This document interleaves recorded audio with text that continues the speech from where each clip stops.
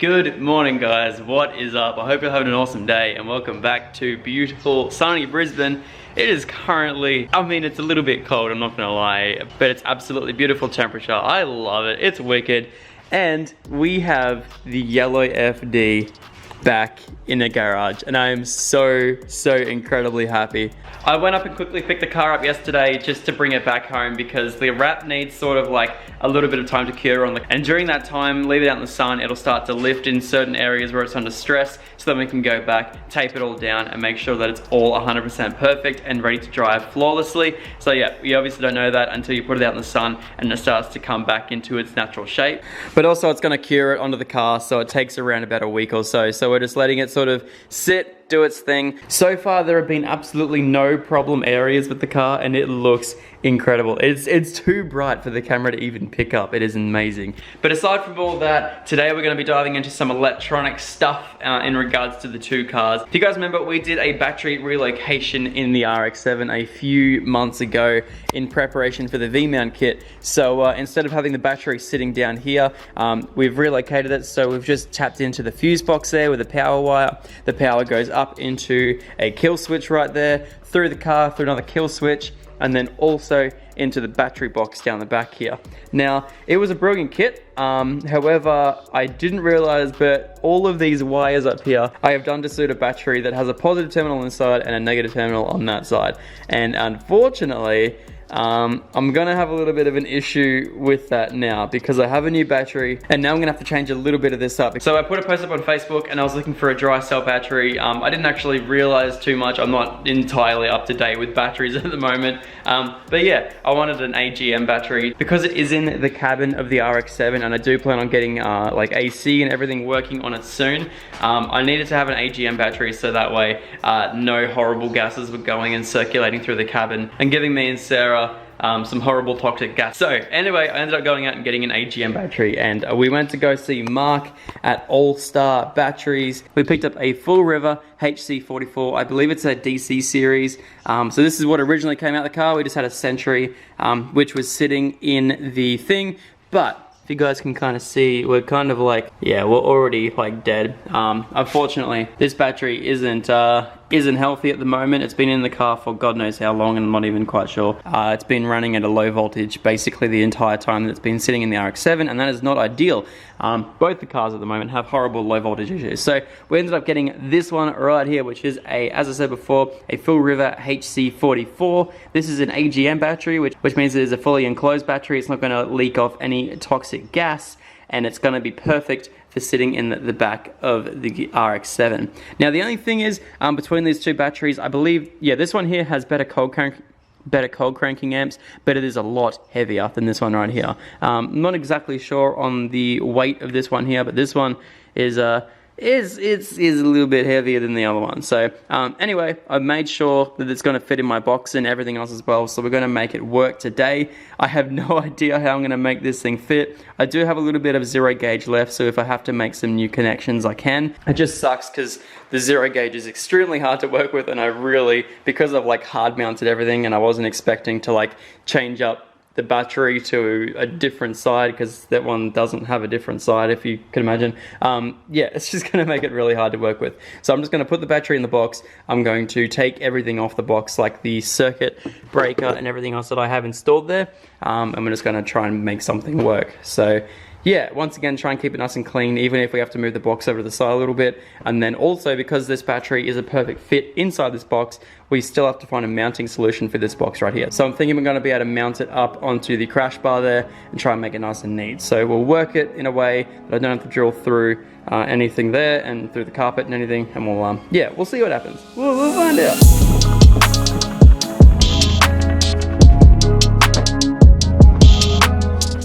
So we might have to do a little bit of modification to the box, but it actually looks pretty good and we might be able to sort of, instead of having the terminals come up and over all the way, I might be able to drill some holes in the box right here. So that way we don't have to run the cables as far, and hopefully, fingers crossed, that I should just be able to sort of, I know it's not gonna look pretty at the moment, but until I find or get some more cable, I can sort of cross the cables over. I might even try and make it work some different way, but we will see how we go. I mean, the only issue I think I'm going to have is the circuit breaker, because it has a very sort of definite hook that would normally go from there to there, like sort of certain length, but we'll see how we go. I might even be able to mount the circuit breaker upside down or something and turn the battery box around, or who knows, I'll work something out. Alrighty guys, so just having a quick look at the box and the battery and everything else as well. Although it's not ideal, I just cut some holes in the back because the battery is a lot shallower than the original Century battery that we had in there. So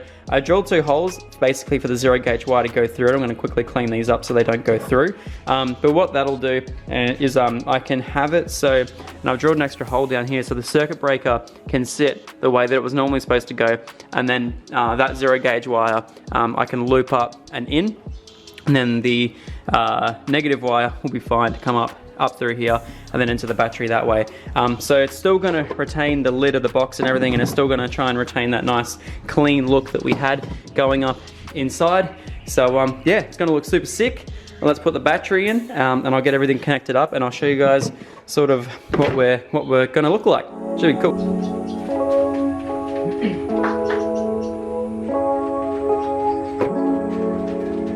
So this is what we're looking like now. So I will be able to tuck this wire sort of down a little bit further, but it'll be pretty good actually, because I want to put the 2 wires underneath the carpet anyway, when I finally sorted everything out, like box and settings wires and everything. And through the back, this is what it looks like. It's a little bit of a mess of just 0 gauge, but it still is tidy when you look at it in a way. You sort of just come over the back here. Still is pretty decent and tidy, so until I get some more 0 gauge and everything else, that'll be fine, to be honest. The battery itself either comes with terminals, or you can just do, and I believe it's an M6 straight in. So if I quickly move all this stuff out of the way, I got some boots as well, which we're going to put in very, very soon. So yeah, it comes with these, which are just basically some M6 bolts, which will just go straight to the top of the battery. Just a little bit cleaner than the terminals and stuff, so we're going to be using these today. A little bit nicer as well, so we'll do that. Put the new battery in, and yeah, I'm so stoked, finally. And then I can tell you guys some more stuff about the R33. We'll take this thing for a drive over to Jean's, because we're going to go check some more stuff in regards to the turbo and smoking and everything else as well. So we'll do some stuff with that.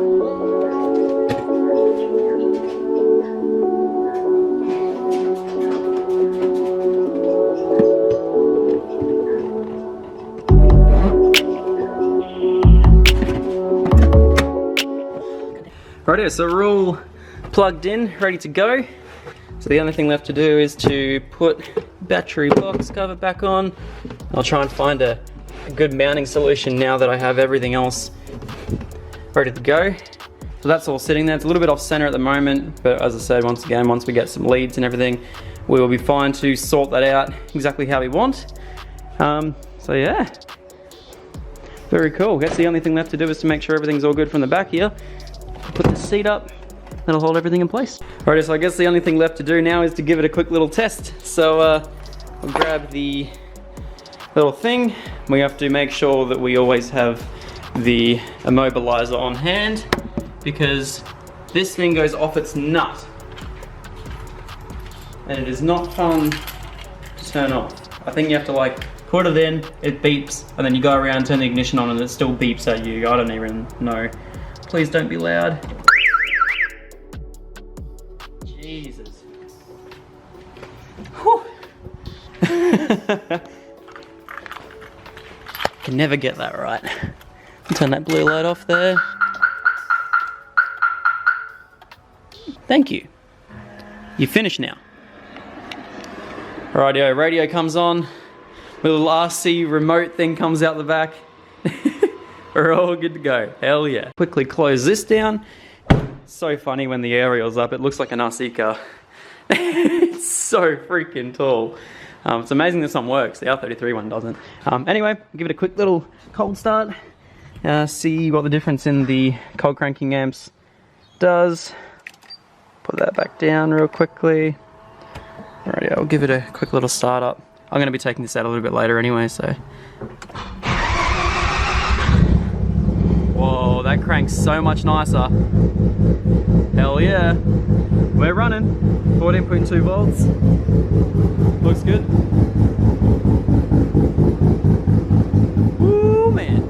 Rightio, so full river battery upgrade, complete success. So yeah, definitely cranks a lot nicer and a lot smoother now than the old battery that we had in it. So this one here should keep charge. We'll keep an eye on it, make sure this thing runs nicely. It comes with a full 2-year warranty. So yeah, massive thank you to Mark once again from All Star Batteries for giving me a hand with that. So now, in regards to the R33. So a couple of videos ago, I let you guys know about some issues that we have with the R33 in regards to charging.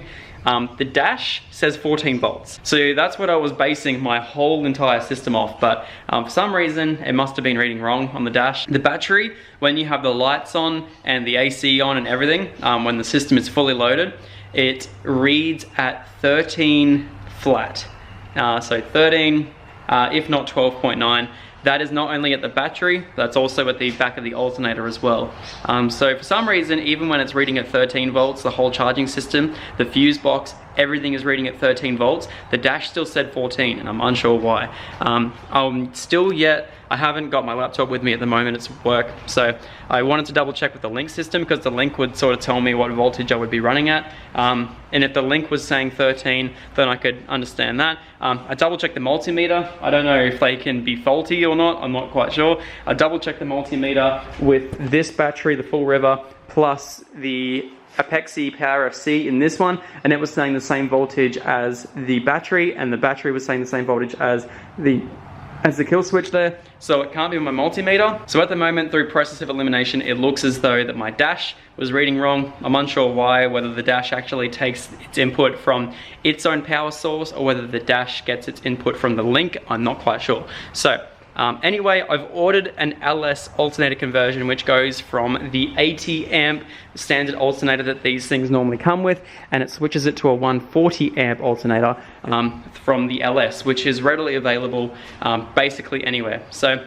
the only issue with me getting an RB alternator was the fact that I had to get one either from Japan or even New Zealand. I didn't want to go second hand just in case I had the same issue. I just want to rule that out completely. And the cheapest thing I could find was like $400. I didn't want to go with those horrible looking Bosch style ones. They look a little bit weird with the fans on the front. I didn't want to go with that. I wanted to go with one that has like one of those open case design sort of things, because you know, it's what I have in my car at the moment. I don't know how the other ones react. So I ended up getting the LS alternator conversion from ProFlow. That's going to be coming very, very soon. And believe it or not, it was $20 cheaper than any alternator for this car I could find, whether it was eBay, whether it was just any brand new alternator I could find for the R33. The LS alternator conversion was $20 cheaper. So I ended up getting that. That's going to be coming very, very soon. I've already double checked. They have the same plug, same everything, and it's going to be upgrading it from an 80 amp system to a 140 amp system. So that should be good to run our 460, our 1000cc injectors,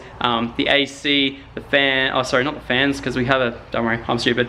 But yeah, if it was in this car, it'd be different. But yeah, no, that car is going to be running a brand new alternator setup. So hopefully we should fix up all of these trigger issues, all of these sensor issues, all of these cold start issues. Everything should be fixed up with a new battery and that alternator. So I'm very, very excited to see just how this car goes. I'm going to quickly charge up this camera because it's almost dead. I'm filming on the G7X today, so sorry about the horrible focusing. But yeah, I'm going to quickly charge up this camera. We'll take the RX-7 out for a drive to Jeans, and then yeah, we'll come back. Hopefully tomorrow we should get that alternator. I don't know, we'll see how we go. But yeah, fingers crossed. Whew. I would say that it's okay, but yeah, I know that these do smoke somewhat from the engine bay, but it's just not nice. And the fact that I've gone through and replaced everything, I wonder if there's something that G might be able to find out. He's worked with these cars a lot longer than I have been probably alive. So yeah, we're gonna quickly head over to his place, see if we can find anything about the car. And yeah, but it also means we get to take it out for a drive. So it's so pretty. Look at the color, god damn. What do you reckon, Douglas? You just feel like eating up plastic? Yeah, that's tasty, isn't it? Yummy.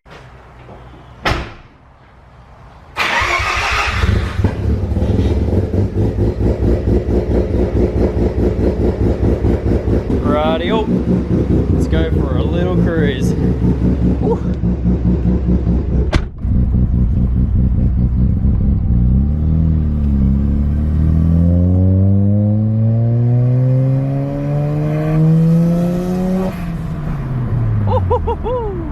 Sounds so good.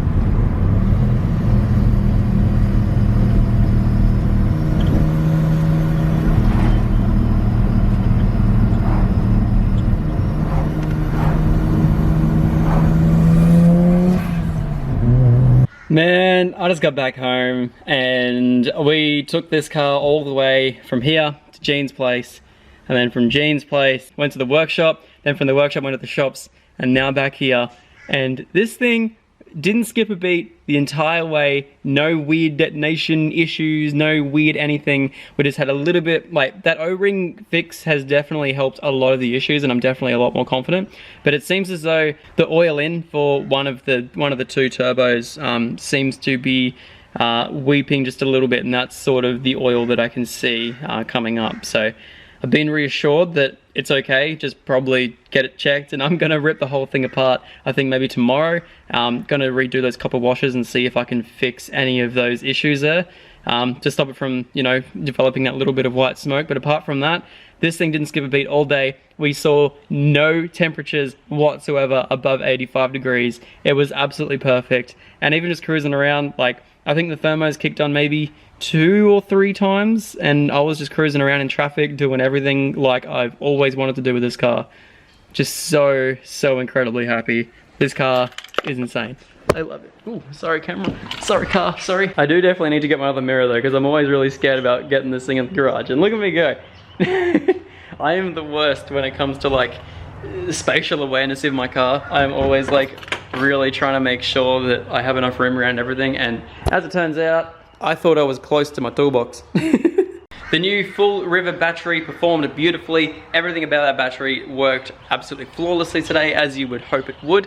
We saw a very consistent 14 volts while cruising, which is awesome. And just regularly starting it up was absolutely no issues at all. So I'm fairly confident that that whole fix worked. We no longer are going to be dying of toxic gas inside the car. I'm so happy, man. Look at it. Look at this thing. Just typical FD, can't close doors and stuff, but man, what a machine. She just needs a wing. Whew. Oh, and also, these started to get really sticky, and I started to hear creaking and cracking and everything, but I opened it up at Brett's workshop and I just put some WD-40 in it, and it is like, it is buttery smooth. So highly recommend if these ever get sticky on you guys. Literally, it's that easy. Take this cover off, 2 10 mils, this whole mechanism comes out, spray it with a crap load of WD-40 and you're sweet. Not gonna lie though, 33 kind of do be looking thick though. Like, ooh, like, ooh, well, look at that. Man, I love this car. I mean, I don't know whether I do. Kind of bought it as a joke because it was cheap. Now I kind of like it, but I kind of don't. I don't know. I'm thinking with the R33 we're going to change up some stuff. I'll give you a sec.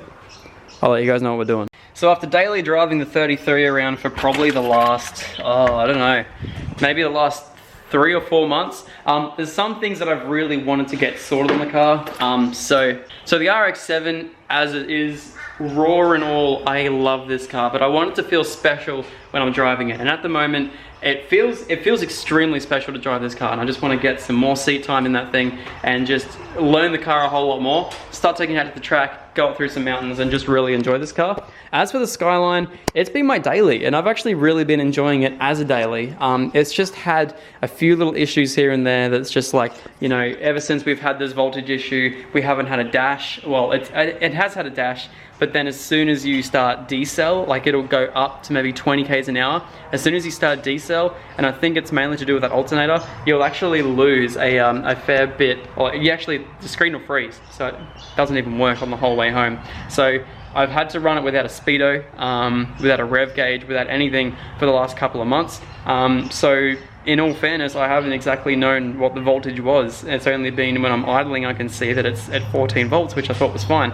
As it turns out, it wasn't running at 14 volts, it was running at 13. So I'm glad that we managed to find that issue. As I said, we do have an LS alternator kit coming for this car, which is going to be absolutely wicked. I have taken the guards out and it's no longer rubbing, which is absolutely amazing. I just want to try and find a fix, because as I was taking the guards out, I didn't actually realize that the wiring loom, I don't know if you guys can see it up there.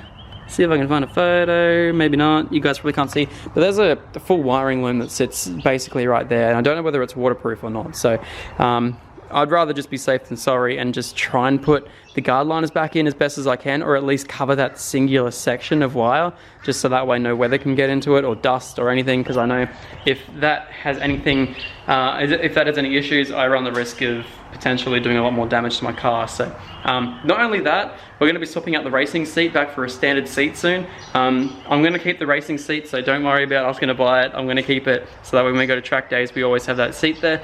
And then also I'm going to be making it quieter. So at the moment it has a horribly loud fart can exhaust. It actually sounds really good at the track, but Lakeside and everything is starting to really crack down on noise and everything else as well. This car here, I could imagine, is probably fine. It's only allowed on idle, and this thing driving around is a lot less quiet, a lot more quiet than my R33. And the R33 reads at 96 decibel at 5,000 RPM, which means that it's 1 decibel over what we can have at Lakeside Raceway. So if I want to go to more grip attack events and everything else as well, I need to make this thing a little bit quieter. And because it is now my new daily, I do want to make it a fair bit quieter, so that way I can happily drive this thing around all nice and clean on some nice wheels, standard seat, and just really enjoy the crap out of this car. And that way not have it as loud as so it's not, just obnoxious when I'm driving through traffic. Because at the moment I feel really obnoxious in this car. Not only that, I'm also thinking about putting some 5% tin on it, but I'm not exactly sure right now. At the moment it's like darkest legal. I think it's like 40. Well, yeah, it's about 40%. But I did this on my first week when I was actually tinting, and there's a few little issues that I found that have just sort of popped up all over, from obviously being my first week. And then also this rear screen, I ended up just like going over the whole thing, and I didn't really care for the demisters or anything. So all the demisters are gone. I just used a razor and I basically scraped the whole thing down. Took me hours and hours and hours. But you can see there's a few little imperfections down here. We've got some dirt in it, got some of the old tint. It's just like not a very good job. It's some good tint, but it's just not a very good job, and it's not ceramic. So I prefer the ceramic tint, especially in cars that don't really have great aircon. So probably going to go like something like this. This is 18%, so I think it might be a little bit lighter, a little bit darker. I'm not exactly sure, but yeah, I don't know. It looks sick, so I might be doing that on the 33. Yeah, I don't know. That's just going to be. I really want to just make this car nice and reliable, and as I said, it's going to be a little bit quieter. We're going to be changing out that seat. We're going to be doing that LS alternator kit, and hopefully this thing should be a nice, beautiful, reliable daily, and it's just going to be fun and take it out to the track and rip it up. So yeah, that's the next step for the R33. So if any of you guys have a exhaust lying around for a 33 that actually is quiet, let me know. But I think I might just take it into, I don't know, a lead exhaust or something like that, and just change out the cannon on the back for a muffler, maybe like an AES muffler or something to make it nice and quiet. AES is what we use on the FDs. All rotaries. Basically the rotary at the moment has like a dump which goes down into a high flow cat and then goes out into an AES muffler at the back, and I think it has another center muffler or something. It's actually pretty quiet for a rotary, but it is the loudest car that I have ever owned, and it's beautiful. But that is not changing. If anything, that'll go louder.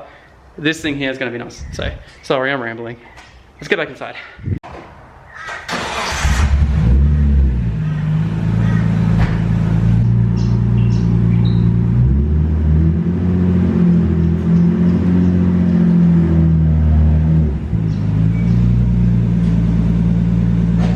Man, this is just a freaking sick lineup. I don't know, wrapping the FD kind of makes me want to wrap the 33 now. I don't know. All I know is that this car was a lot cleaner, and that's going to be a lot more annoying. Whew. I reckon, I don't know. Something blue. Miami blue would look sick on this thing.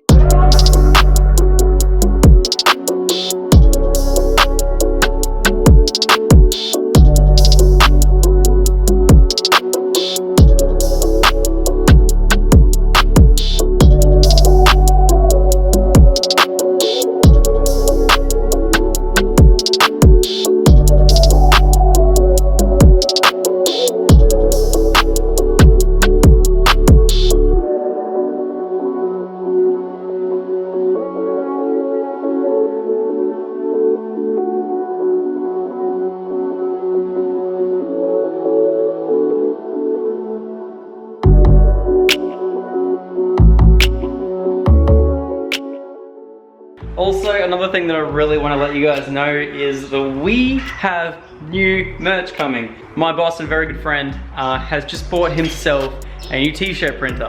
So that means we're gonna be doing all the t-shirt printing in-house from now on, which I'm very, very, extremely excited about, because every single piece of clothing that you guys are now gonna get is all made by me. You're supporting Brett at Empire Tint and Vinyl, and you're supporting small Australian businesses, which I am very, very stoked about. Everything that we are trying to do at the moment is trying to be all 100% Australian, and it's really cool to see just how it's all going. So I don't know, I'm very stoked at this whole thing. He's just lashed out and spent God knows how much on a brand new brother printer.